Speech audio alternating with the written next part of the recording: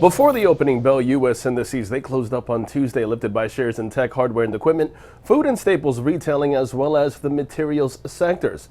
Meanwhile, on the economic docket front market, U.S. manufacturing PMI, that's the Purchasing Managers Index, declined to 53.1 in the August final read.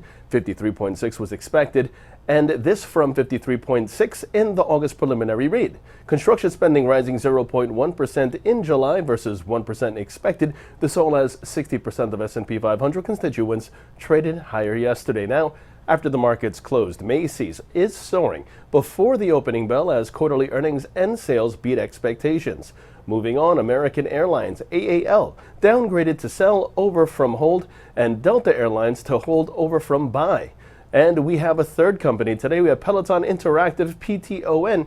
Its interactive fitness platform, the price target was raised to $105 from $58 over at JP Morgan. Now, taking a look at expectations today, there's no major earnings expected today, but on the economic docket this morning, there's quite a few releases due out. Throughout the session, we'll have the release of August total vehicle sales, while before the opening bell, the MBA mortgage applications figures are due. Also, ADP employment change figures are due as well. That's private payrolls. Right after the opening bell, we have the release of factory orders, and in the afternoon session, we will have the release of the Federal Reserve's Beige Book.